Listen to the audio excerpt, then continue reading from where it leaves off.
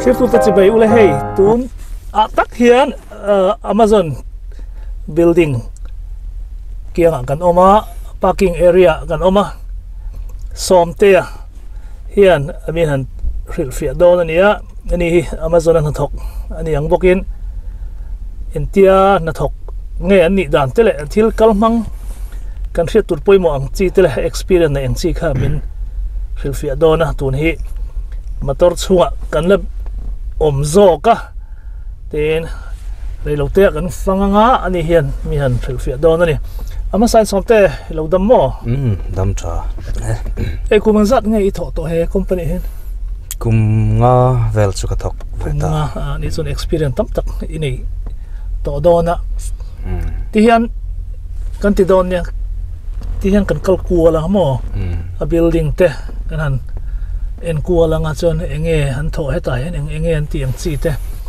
chan mian thel pia ta che tro ale song so enge deliver na ti na ni mo song so song so kan ni lo deliver chu so lai nung lama so nam thunga hei hi outbound lamanita ta tang heran ship chuak state from thana warehouse a tison ta tang son an thon chuak an thon chuana mun pui ni so lai so truck po hi lelam a hian so lama posana umve tela tuna kan en zuaya khamia tang khanin truck hi somni travelin an thon chuak state dang warehouse a hemi building a hen mi nai tho chu hen mi hi hemi mun hinita entrance chu tuna kan pel khania heng lai te po hi break room ang khani phei lang cha chung lama tanga chung lama tang kan kal thei chung lo mar chu pon lama tang san ti hian so break room vel telang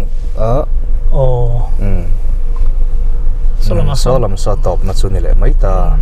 dule thei zel tai la nge hey recruiting lampang hi chu mi thar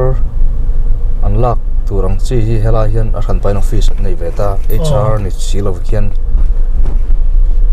e hi chu mi tharon kal tena an valu na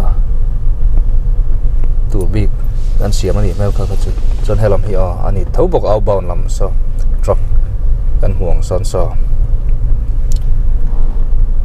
in stay dang thon suak thin ani salam niam so lam pang so din wan an te company kan themi company thau hi ni amaro chu delivery lampang an ni big ma salam chu kan thok khâu lem lo company khat mani se khan pain an mani management an nei ta mo so tai hian du le tai hian me parking chu ti hian kan huang hian so lai thleng san oma lampang poi parking khalania hemi building hi alien lova hemi lo hi Indiana tuna kanomna state a hian mun tam tak mun sari mun riat vela an honbel tepo tiamin om treuta alien ber hi indi one kan ti khanita ani building pani kop vel hi yang alien ber kamo tin belbom hemi pani belbom mang vel ni chu alien bera hi pani pathum na vel ni yang alen dan hi chu zo na thak de uvek kan thokan che tak tak ni tan za som sari vel chu ni zo na thak aba ki chu sap le Spanish te midum te mo ang khani heng lai area hi chu nia zo na thak area ni wang hian a thok tam ber ro chu zo na thak an sa chenom vel po hi company to uvek lo mi song lai vel so ang mani FedEx ti vel te anh em mo anh ding luôn mà hang lai veli company tắm chỉ là lo là kan hu the yang son mo deal ni om to ni khu helai dil hi an sai na kharin zia ka athuk phian rin ai nan ti la leu chin lawa man kan changa samar lai ve chu va leu chin tu ni sang ti ka thuk ngani so so musulman ho biak in nemi ani so mosque ka tiang kha sunia ka voi khat mu na ke poi soi ka khat chu na pe chu mak ka te bo christian omna dau bi ka kan ngai kha ne se lai greenwood chu so te wa musulman biak in ani so an tamamo midum ho vel hi african kan ti ho pe midum musulman an tam la tu tin amazon hian in an tong trai na bik tur te siam thi na mo an ma ni tong trai na lam hoi hei an ma ni religious lama chu an nei hi ya ti so company dang ani vele a Dayton Freight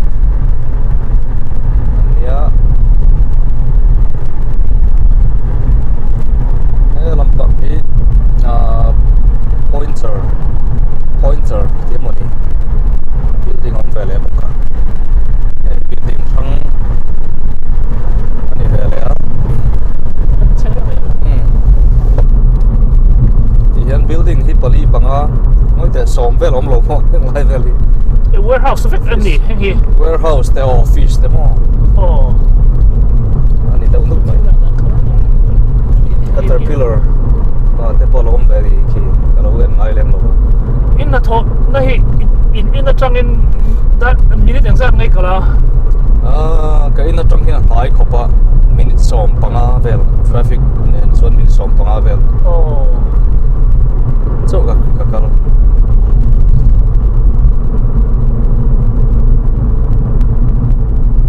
ta ko chu kha ni tro le fanga like helam po hi warehouse the work clear helam warehouse and live vel hi chu an factory like warehouse khat de ka ni vel salam highway kha ni ta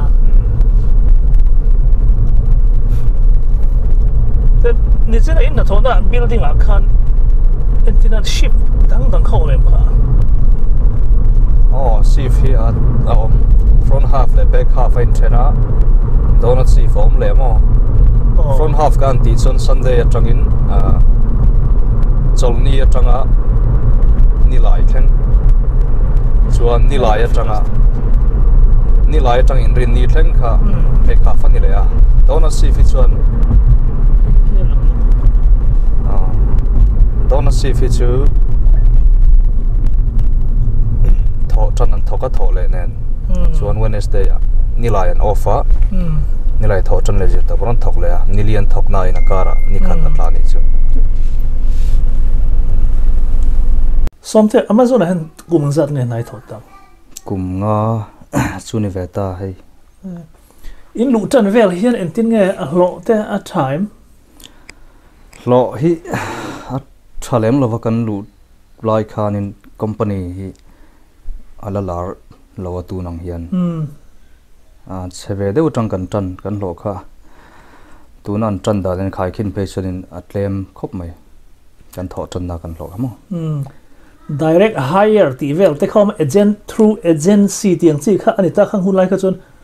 direct in ngein lui ting agent kal tlang in ke chu agent direct kha ka ti ve amaro chu ka mu thei lawa direct kha ka ngak rei ta na dang part time te pokalo thok lopa maro chu agency through khan kalu ta mo lu ka du to wang khan direct kha ka mu thei si lawa chu direct in agency tangkalu ta chumi nuwa thakua vel ka thong agent huai khan chumi nuwa chuanin company akhan min alut ve ta mo tian chuan kal chho ve ni ka nia ka zo na kha in kung kai lo vek mai the ka thria chu lai takin Malaysia atanga USA lut ngai ni Delhi lam India tangaron kal ngai Malaysia tang ka kal kalut ve engti kuma ngai then USA hi sang ni som panga han ka thleng thla Indiana police iron lut ngal thoi me ni mo elya khon rei lo te ka chama mo maro chuania rei lo te tak tak ania chumi nuwa chun Indiana hi karon lut vele ani chu chon tuna in na thona Amazon so I voi khat thona khan I lut ngal thei mi kem ni ka voi khat thona khan chu agent noi kan phota thlakwa vel thariat thlakwa vel chumi nuwa chon Amazon noya ya tuna company noya khanin min la lut veni chu anuwa mo tun hi lut khalai te lut thei bik lam ni lovin agent noi tang chonin lu kha theya shift te kha weekend shift te mian pe a re biona thian te pokan kom man lo hun lai kha chuan mar chu option dang ne hek lo mo adang na dangan tho kan du lo company kan lu ve du kha chun kan ti ve ta roya chuan thlakot nuwa chun ti chuan min la lut ve ni chu company a chuan tun ma ka chuan mo hey Amazon lu tu te chun sap tong hanin fit tang chi te polo ngai ta ni tu na hian khan tiang kha alo om em enge sap tong thiam lem lo tan pon thil har sawa kan to lo em ni sap tong thiam ngai lem lo a chan chu hemi tong lette kha company hian a hire vecta chu tiang vel te chuan an lo tran pui mo tong thiam lo po maro chu angani pian sol an yang chi ta tan chuanin chung te po chu an thok thei bank chat te middle chu kala khelo mar chu bank chat te pon thok thei tho a na hi warehouse te ni chuan na room mani tlang puya khami taksa che thei mo taksa chet le ilo vel har sa nei lo tan chuanin lu thei deuh vek mai trong thiam po ngai khar chuang lo lu du te tan hen ting he bul chan dan lu du tan chuanin chu ati thei te pon omamo chuan mani in online a tanga lu te po theya very in register ti khan interview hun tur kha lo system khan lo pe meta email address te pop da lu ve ngai nga khata khan aron email address aron pe nga an lo check nga chuta chuanin ani tur kharon set thlapanga chumine chun va present khanit to maya a har salem lo hova alu top chu maro chu position sang de ulek atanga lu lekha zirte an lo ni amo lekha TM college degree nei ten ni chuan tinmun sang de wan be sei don ni chun khalai kha chu tle min a tap ve de interview ran pa in tap de ulek an ma chona nga ya chu tiang ni lo chunin hemi pa ngai warehouse a va thok top tur chuanin tuna ka soyang deuh khan alu dan chu ni deuh mai a har salem lo tuna hian eng department a ngei tho chuan enge I title chi kha in a thona enge niber department hi inbound kan ti bi ka outbound a hianin ka lo thok rep to kumli travel chu outbound kalom to chun inbound hi ka thona polarai lutuk lova timayang company khatmani sela inbound outbound en thenawang khan inbound lam hi receive kan ti bi ka hemi vendor company a ngani aron vendor ti chu Mizo tonga chuanin thil ron zuaran yang chu company te pon khami kan company through in thil khan product khan zuar ta ni an thil nei te kha khami low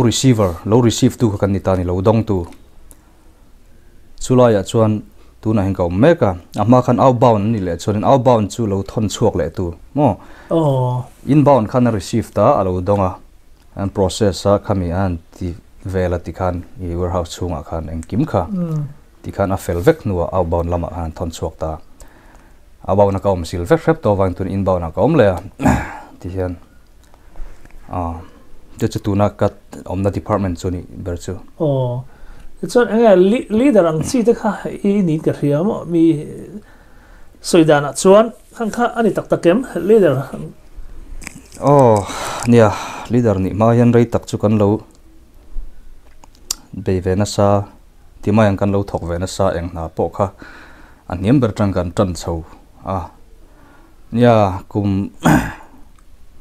tlem ta kalta tang khanin department pakhat leader khan min da ve mo mingin chu thọ pui ta sap te poli dar nom ve thawa ke ma pon kan bik lo chan department len em awangin khami vatho na tur te te kha kan nei ta department pakhata pokhan chulai bik chu pali panga omani chu tho na tur area bik khamo tuna hian chutiang chon department pakhat leader ang chon ka om ve me kani so mi leader din huna chat enge midang Hnathawk pa ngai ten hian adang lam nom em eng ber nge in ti kha ai nang em nge an ti hang tho kha in thok ve zel tho nge adang lam na chu nia a tho lo the du chon mara chu thanem kan ngai view chon tho thei boka kan chungami te po hian an thok tho mo chung chu thanem ngai dan jin warehouse ani ve topa chu kan buai view phe chonin tho re kha nei lo turani maya ka thok bor bor mai ke phe chonin kan noi mi te po amingin a poimo chuan goal kan nei zel ani tin hian daily goal kan nei a pi tur big chutiang target chu kan nei ta khami kan ti thena ni kha chon eng po ni sela kan noi mi te pon te tho tur chau ani big lo ti kharil ruwa hian kan da mo kan leader ke ni chungami te pon chung chu an ngai dan ve kan ni thawin karinga chu kan thok pop mai a ran pa in chu tiangin hei ka tho tur bi kan hei tho tur tiang kha kan thlir thang lem lo maro chu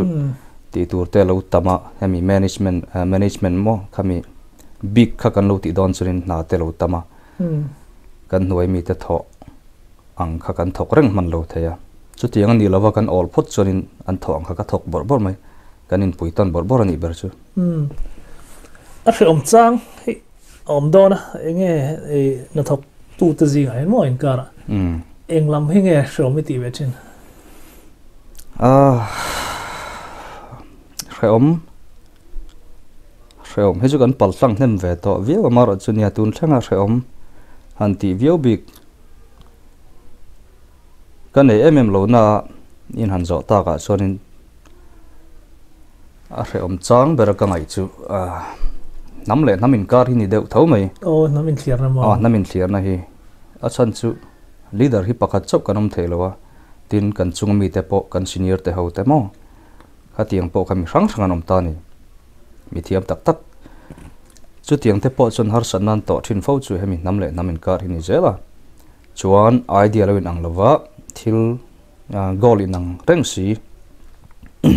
kan ti tu le kan goal ke ngani kan mu tum chin ang reng si kha a khami va ti lot lim thei tura kan idea kha mo alo dang ta thin ani chu mi idea chu a thaber kha kan riat a harani chu ka idea kha alo tha ni pon lo va soi ve taila ka soi du lo heng hi maro chu achang chuan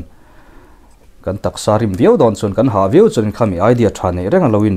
lo soi lo kha thil nuam lo ania thil tha lo poni telang chu kan soi ve an ni khan idea dang lo nei le chuan khamin kara ngai danin an lo lai te kha a ha thlak lai ber chu ni dewang chu a khami a namle namin kar te kha chu kan soi photo ti mang mi zong riat turania asian kan ni a mizo te kan ni chon namdang sap te ni to chon mo khamin kar kha chu soi ngai lovin kan khathiam vekinarin oma chu tiang ba ka chon tu na kan soi zo chia kha har san na ka to chu ni deuh mai ke ma chon tak chu kan ngai dan kha an lo trom pui kher lo chuan adik reng polo ni selamo an ngai dan khera mani ngai dan nei thau kan ni awang hian an ngai dan khera kan ti an du ve chuan kha an ngai dan zom te po ka longai thina a ha thlak jok phei chuanin khami han zom bik kha tlom kha christian na tang pe chon tlom tur kan ni na in a tak rama chon harve han tlom view angai chang om thina mo chulai te chu har salai ber chu ni deuh mai a te tuna tak hiat engzat in nge an tan ka tha chiang lova darkar khada amazon ran lut tur hian dollar ngza tangan tan ta tuna hian dollar som paru atangan tan ta darkar khata ten an hlo san tir da ne entin nge tharuk dana nge kum khat dana hlon san tharuk dana hian in sen somni panga vel chuan apung amo hemi regular worker kan ti panga yanga hi chuan kum khat dana chuanin apung vele boka dollar khat velin apung ka hria dan tela dik chuan mo hei chu khan point graph oma kha an thla kan chu comparison hei in ti siak na hi anasata Walmart te hemi company FedEx ti vel te poni phang chu heng ho ten na contest re mo in timayang sang jok ni tum re khosan nia ti business line up person chu ta tang chuanin an rule hian change ve renga mo a chang chon ama tuna ka soi ka chu ama le tun thlenga ka hriat dan ania ka lo chut thin lo bo ka ma hian chu sen som ni panga tharu ka punga kum khata sen som buk ni na punga ni chu kum tin pung don tin no kum tin a punga kum thum thengkha kum thum nuwa chuanin asang beran hlo tong hemi regular worker pa ngai chon mo chu ta tang chuan a chung le te antinan human resource te HR kan ti ho te le adang hi om le ta chung chu a hlo kha ran pain asang ve le do ni chu apa ngai hawa chuanin kum thum nuwa chuan a tamber tur max pay maximum pay mo kha khan hlo to ne chan chumi lo to no pe sang kum nga po thobel ma sa pung mi non to lo tin no kum nga po thobel to ma se a max pay kha anma ni kha in vor sang ve te ni lo chuanin apung to don lova mara chu kum nga tho chuan bonus khad an dong ve mo puisa fine sang khat le zanga velan pe ve a chuan kum soma khanin chu ai tam hret chu ti khan khami lo thore to na bonus kha chu benefits lampang hi chu om ve nual in na tho na tang hiat eng ang hinge ne poisa khol thei dan tu ro mang chin benefit in na yang chi hi enge benefits antia hen company dang pon company dang page ani thajok pon ni mai the mar chu kan na thona big benefits antia hen that venam chu hemi mani thu off theina point pom dem lo mo kan vakala kan nom sak vak lo kan nom sam vak lo chunin in hotir theina hi omani a ran pain mani time mani hun man pongai chong lo hun hi min pe ve vekta hun kha chumi chu man ngai lovin ti khan kan ho thaya chung chu company dang hianin company lian dang po hian an nei lem lo chu te chu benefits a chon tha kan ti lai berania tin a ma phei ka chuan stock te om le mo han soi lang lo loi la stock te kha tuna pechon stock pakhat thi sang thu mani to ti hian kum tin hian pung zel ni kan hun lai khan in stock hi oma chung te benefits ania chon VCP compensation ani veng chu bonus kan tiang thau kha thatin kan dong le ni chung te chu om thina tu nu hian chung chuan ti bauta mo benefits om la om le la cham company dang aya thatna pakhat chu chumi du huna ma ni thu off theina time po man ngai lem lo off theina chumi deu mai 401k tiang ho kha in the name kha chu ma tangin om to tun thlengan la oma mo mani invest a percentage khan engzat nge lo lu ta tangin engzat nge kan invest du ti kha ke mani kan set meita ke phesung kalo da ngai lem lova main masala a khan pain poisa khol a thei chong lova ti hian bill kan pe kalo ngai thosia chu wang chon han da ve mela ka tia da lo pon mania set lo pon a khan pain khami system khan kami computerized ve kani wang khan aloin da top ta mo chu ka khia da wang tun kum ngoi te ni kum atang khan kan da tan ve a rinai na lo thang reng poisa kan khol thei chong lova mo kan pa investment kan ti lem lo wangin khami kha kan chi lem lo han da kha chi apuam ka ti mai thi da mo ka cha chi apuam nia chi apuam contribution pot tamang reng engzat ngen company lo chi apuam sak ve cheu person engzat nge 44 ni chu tiang vel chu niang antinan ke hianin 5% lo da tai lamo lo lu ta tangin chumia chonin 4 chu phalo de mai thei 3% vel ani mai thei lo da be za chu antinan ti hian poisa jong soi tai la somsari luta sela mo dollar somsari luta sela company khan dollar som ngavel chu alo contribute ve athapian atha le ne USS system ka ania thena da nang thapa chi pu mani de ber chu ma digalon kha ba lo chu poisa kan khol tak tak thei lo mo ran pain investor te kan ni lem lo mo chon nge holiday hin tin nge in nei dan kum khata dar kareng zat nge holiday hin nei thei da te holiday hi vacation hi kum khata hian somriat vel dar kar somriat vel aron lu ta mo chu vacation hi sen roll over zela man lo chon kum le ti khan kal zela khi ta thlengin anei thei zela ni athok rei pe chon an man ngai lo chon nei view dona chuan chu box chu personal time kan tia kan tho pe lo ni om chuan kan va da ta chumi kan mang ta kan lo kan nei tho lo nei off na kha ve le chu kum kata yan somli darkar somli panga vel kan nei ta chuero chu man ngai kum tin man lo chon above ngal ve kamo kum le chuan atobera chuan in lo nei lova off na ani ber chu Mizo tong chuan lo nei lo unpaid time kan dita UPT ti pon kan soita chu lo nei si lova maro chu off the na kha kum khata darkar somriat kan dong chu mi lo mang na sal tuk te no ma khami an negative chuan mo an nei to lo chuan thil ti solem lo ma sela an na tang nang ban te po nom chau e ma po hian in HR in amin khil an ban mei tur chunga wanga an ban tur ang chi te po hi kalo HR office ate kalo kalpui to thina mo han soi mei khanuam thin lova ka soi tum jok chu tiang kan benefits nei chu mang thiam le thiam lo in kar ani ve to ni chu ma ni time somriat awma personal time ka somli panga vacation chu kum kata somriat vel ani pok chu chan kar khata hlo voi khat em ni in don da en tin ne ma ka chuan bi weekly ni ta mo khata voi ni ania kar ni dana tuna hian kar tin kha mani sang ni som ni kum to loma tang khana ti chawa December thla tang khan ni nge sang ni som ni khata tang khan kar tin kan dong ve to ni chu chan direct deposit in on ti mei ani mo kha chu du da dan lu tira direct deposit ka chu set up du le kan set up mai mo chu tiang lem lo check dong du tan po don thaya hey manager ang chi te supervisor ang chau te ting he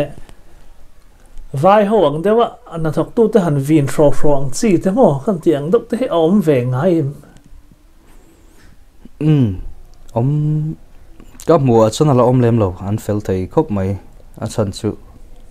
in vin vak thei pon ni lo mo ma ni na thep kan ne tin manager te kha company that ve na am chu rei ta kanom thei lo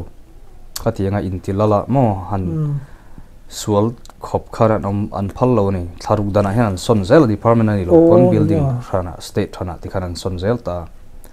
chu tiang chu a thleng lem lo tin alo thlen pon an complain ve themo Hnathawk eng level a po thok sela niam ber po khan asang ber po hi an du lo chuan voice kan tita an ngai dan website atangin an tianga HR ate pon soyanga tikhan chu wan chan chu tiang an khachiang tur zo kan ni chuan manager level le khita achung ten ni zel chuan an khachiang zo kanga anin vin khor ngam lem lo ka hey call rama te chuan an supervisor emo manager ang te choi klon biak deuh te kha tul thien mo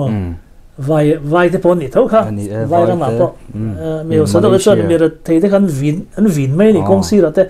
khan tiang deuh khan an klon ngai ang chi the I mu ve to em sap ho in khatia an supervisor emo an manager ang chi te klon biak ang chi te kha om ve ngai I mu ngai to em om ve hei chu mo maro chu tuna kan soi zo chi kha chu manager ina an mian vin nge vin lo te anin ti lal vio em ti te khanita an ti lem lo maro chu an noi mi te ho ti mayang an noi mi te hianin abik takin sapa pe chuan an pu te thil ti the deuh turan riat chu an tlon pe that khop mai Mizo hian kan ti ve lem lo chu Mizo hi chuan kan thok maya rinom takin kan thoka anni sap lama chon ain tlon na sa chuwang chuanin a kai te pon kai sang chaka chulai te chu politics din mun politics po ruak ani ve deuh chumo na tho na chon chu atam nam dang hian war le zual Spanish te hei tlang mi kan tia te po hian Mizo hian kan thiam lova ma se hanin soi sel lam ni lo sela hemi kan unau te ho midang ho halkha te falam te poni te lang chu zo pe zo tung mo kan riat phak chin zong zong hi chu an ni vek lo na Mizo ai hian tlem chun an ne so zo khelam pang hemi an biak in tlon chu kan ti lo nga moi lo de mi the mor chu tiang lam ni lovin mi va biak that hi an thiam ani chan ni an polite zo Mizo chu khata khan kan la nu fol de femin kan in du tok ve ma ni mo tin thil thavak lo poni the hi anin biak bor ati khan hin nel takin kom kha ani te pon min lo du sak in du sak na chu bible pon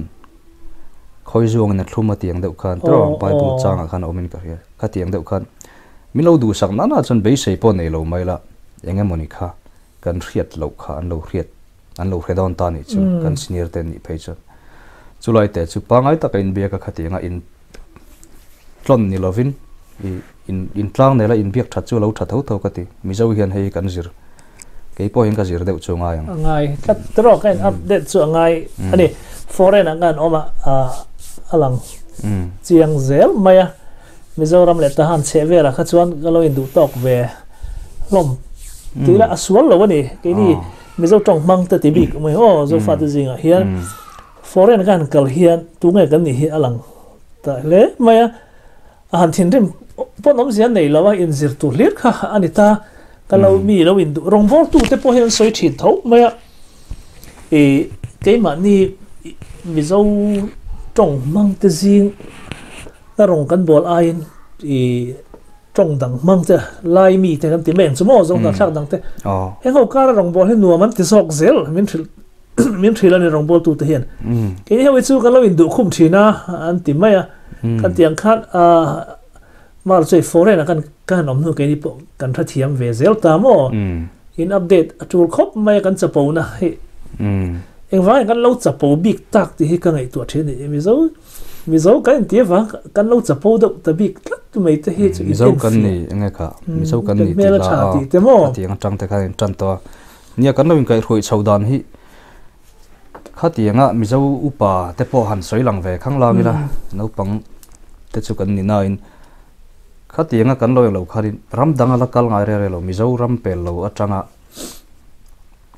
lo thuril tak tak lo phu chuak te kan ni awang ti mayang tun thleng po kan khi enga kha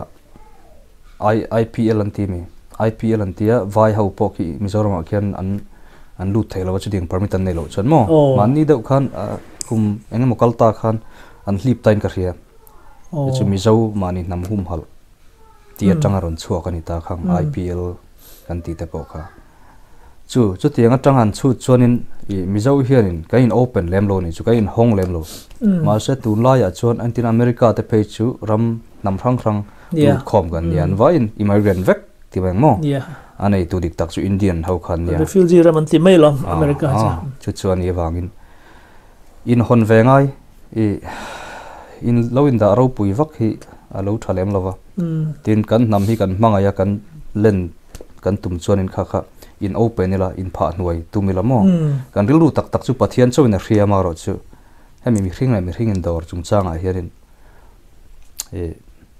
in hongila tu te po hi bet biak that tang tum taila ke ma kan son pha chu karing heta hemi zo chu zirtur chu kan langa ke ma pona bik tan ke ma hin ka nga in ka hria hemi zona chu adi khop mai hei azo fat ka in ti vek lai mi te point ti taila tiang hen ke ni Mizo in chal big te mo he ho hi tiang ka han kan buai deuh zel maya hin ngai tlom ngai tul china te kan lo in la sang thin nin kai mutta ni kai po foreign gal tlen no hen ma ro chu kan in zir chau ve zel anga ni kina mo kan lo mu zim wang he ani thenge mo te ka ti ta ke mani omna lama kan lo tlei rei ve box se mo Mizoram le ta han che vela te chuan tuần mai xuân Mizo trong kha alar về anh Mizo khan kan op nia hiện na kha ni ta mà rồi chú ram chang kang amien lâu nghe zo ka khan tiang han riat tak tak kha chuan khan tiang a lo reng kha chu lo fu lo ti kha nia kha lai khan nia chang kang ma sa te po kan lo ni mai the zo na trak zinga chuan ma ro chu kan den le zual zel na tura tan chun heng lai vela an thiran ti dan hi nam pui zo kan an je hi kan lak deu chu tha amo in du lem lovila e kan len po le in pha noi tumila len le zual zel mal som na kan dong ang pathian tang ka mu danin chu tiang lawa heng lai vela restaurant pakhat an hing chu sei moi lo nga customer teran nei deva reisi santi te kha alar ve to kha an mani chu tlang mi kan ti khan ni ta an rei lem lo khang khamo len chuan mi hring chuan in ma son kan tum zel ta an lo len ve deuh chun a len le zol zel an du don business po that le zol don tin an len chete heti an thlen ve to te hian an ril ruwa hian chapo na ron lang maya hei tak ki Mizo po hian kan fight angai chu kan lo beya ba ni chapo lova in pha noi len po le in pha noi chu ta tang son len le zel na kha hring don amo ka mu dan mai mi chu cha khop mai tin nang chu vai tong te poi thiam anga ama ro chu vai tong han man turang chi te kha om vak lowang troi na thona son vai tong hi om ve khop mai hei tu nuwa hian vai hi chu an tam ve khoi muna pon nam ta Punjabi kan ti ho vai tong an thiam ve veka Hindi an thiam Indian thiama ma se Punjabi hian nei le ta chung ho chun tam ve khopamo I chin an tam bera chumi zo sa pani lenga chumi zo Spanish angai te Spanish le hemi Punjabi vai kan ti ho hi an zat velang chu wan chun vai hi an ni phase vai vel ang deu vai vel an ti Mizo kan ti ang deu khan an pung chakamo vai re hi Nepali te ponam ve a tấm mày nè chu man na tura tam ve ko mai kan di permanent te point an tam ve a vai tong te kan thiam phei chuan an thuru jong te min thil ve mo min nel phiana he a thave kalu the hil to ma ka ti mar chu henga wang hianin ka tan po khan ka in refresh balance chu India ho na ho hun te po thlen chuan du to gen vai tong te po kan la ti ve le thei zelang chu anom ve nual vai chu in na thona son so chin ho zong na thlak barma zong na thlak am ti beng chu chin cha ke ni po barma tang rong kal kan nia zong na thlak chu chin kan ni thawa am tam berta za somri bor verity mi za som sari iti tang ahim china chon som sari veraniam chung chu an lo ni ta en tin nge chu ho len chuan in biakin eng tong ei man thin Mizo tong hen ka tong mai mo an theve vek em ni an tension hin ti khadu lo deuh te nom ve Mizo min lo er ve deuh te po anom ve ang hei chan chu nam te naw kan ni ve hloma Mizo la hi tle ma soi tong deuh khan I alo fing ma sa te kan ni ve awang hian mo tam taka chuan khatiang chi han ton te om ta chu tianga chon Mizo tong an tong thelo chon sap tong an biak le kha om le ta second choice an sap tong ka manga sap tong an thiam le lo chon Mizo tong thiam si lova kain be thei don lo ni chu I du le tong le va ko me ro te ka ti thin kan buai pe chon mo kan lo do thei reng man bik lo wa ka tiang ni to ka chu Mizo tong lo thiam lu renga min ram bele mai zela amak ve khop mai kha ni tak chu ai soya ka re ve chaw ni ge po ani chon eng tong mang nge tam bera chung ho zinga chuan chin in ti zinga chunga chon hal kha tong atam hal kha tong I ti chu tu na Mizo rama lai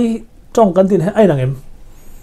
Mizo rama sai ha lampang lai tong an ti lai district lam somte an tong ai le te mo ki yang lai season ki lampang nen khian ka kha chiang lo ki lampang ne kha ai nang ma mai ka ria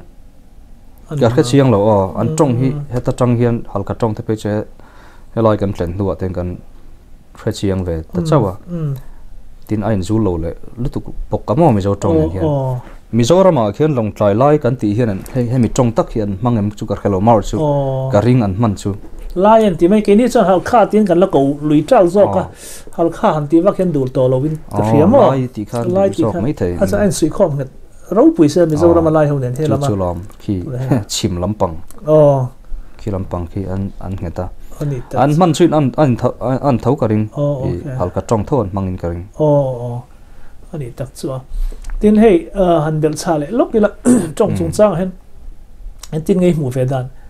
nang ni chu Mizoram atang India tang ron kal ni ta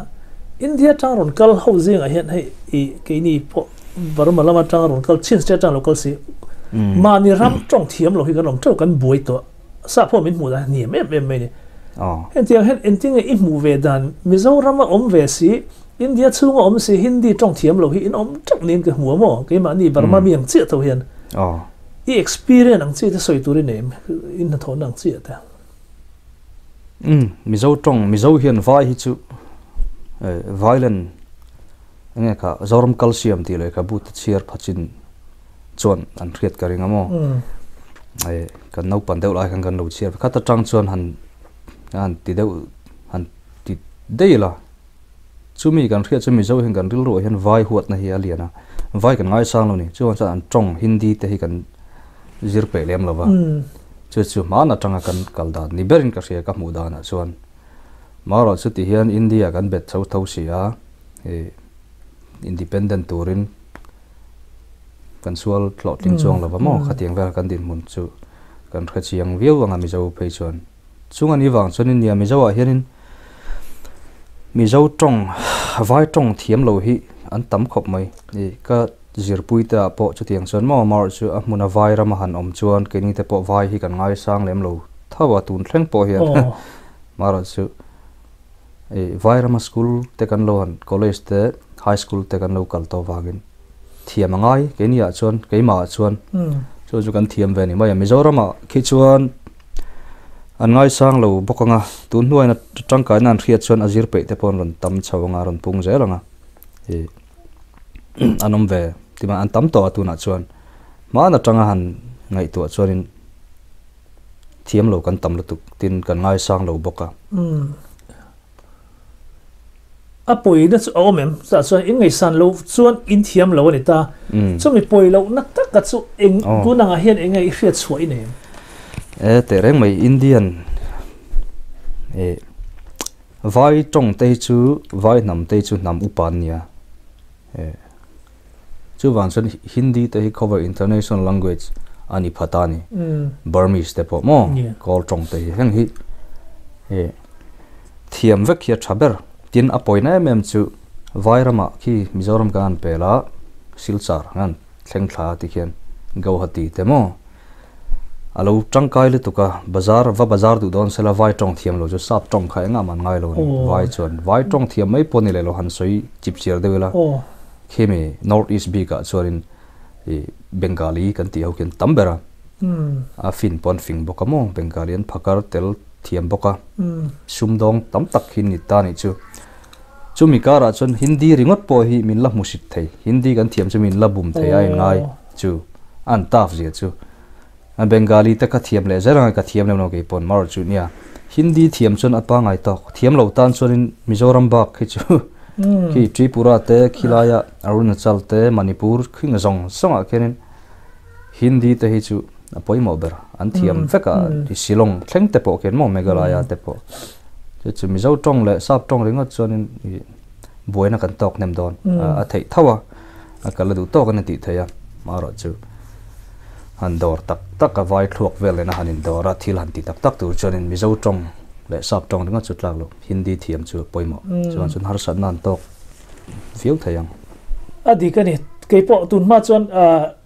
Burma kan oma kol tong te kha kol mu sidang chi den kan lo tong thi na mo ava lo a thak vai ka ti the tu na ngai chuan mi mu sin da kan lo nei te hian kan chapo zia kha kan lo tilang lek hi lo nia chuan Burma mi ni na Burma kol tong lo thiam lo te kha kol ram kan omla chu kan lo thre phalo wa ram danga kanan thlenga alo za thak zia hi I sa phoi na min nui zat thik ka mit mu nge hen ka he to mo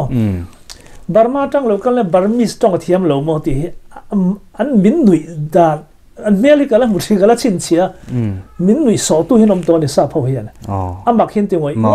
ram tong po thiam lo ti zongin de dik che eng tong ai tong an tia chumi dialect tong ania ama ni tong in chu ma no che a ho lo tu ga I khami pakhat chau an khe phasi lo language ni phalo na language ani phalo akha min mu dan tur kha an ne ve lut tu ka karun na chang the om ve ani vi ma ro chule kan sarkar na zir lo kan ti dol nge chung chu ani dem tur pon chuang lo education mo school te po kal har sat lai te pom thaya khang kha e kan soi du zo kan thang thar te hian har ve to se Indian ani chuan Hindi chong thiam nge tum se Burma om te pon in Burmese chong kol chong he thiam tum ram se ram danga ka han kal chuan apat nian thiam thei pe chon thale zo mo mu si re lo tu chong re hi eng chong po hi a thavek thiam tam poimo a thalo tuk tu chu kang kha kan zir tir tei ma hi poimo non le me kan om na mun atang chon kan lo ma mo lo po ni me the ama ra chu i chang kang zok ni tum te mo ram dang han chu don khan lo poimo lu tu ka ni han len chu ri ta te po restaurant han choli la chon order don pon atang kai mo ma ni tan po thani chu ram kan wa ti meng ram nuk ma ba khoi thei lo ni pon ma ni tan thim khanin alo tang kai Burma rama zingila Burma tong Burmese kan thiam chuan ti khanin kan mela yun angsia lim takin mo nuam takin kanom the don ni chu tiang che chun vai rama po ni selamin musi don lo min bum don ni lo min bum an tum lawang chu tong thiam hi chu number 1 a chuan ani velom i thiam tam poimo khop mai tong hi a tha ka ti adik che lekanin komrei deuta ngote YouTube account de kha in eng ria YouTube account de han mian share velam le YouTube account hi ni kum December thla tang khan sang ni som ni kum top thla ni vel or ni ve chumo kan siam ve a Mizo Infinite World tinia Mizo Infinite World mo chu YouTube pa chu tiang chon chu tiang aming chona zon thei anga vlogging de lek ania chuan channel puyang lem lawa kan lifestyle le vlogging kan fan na te mo thei pe chuan tian borok ten tha chau chela content dang te po kan an ti ve ka vlog na ti vel te po kan upload chau ve nga chu chu ni mai ka channel ming chu lo me le tir tu te kha tu na ro soeng khan channel kha in lo subscribe sak ve nga thil mu nom tak te le changkai tak te po aron na ti chuak don ti kha tu na ma nge na soya ko ngai min lo subscribe sak ve don ania ten ai kom na zong kha thil changkai om po kan be se ngai thla tu te ta na thil changkai tak te alo ni zel theina na min lo tong trai sak pok ula he ai tha te po ron ti le kan tumang ka ti zong kha tun tumang ka ron ti chu thei ni mai se in zawa in hun man nuam ule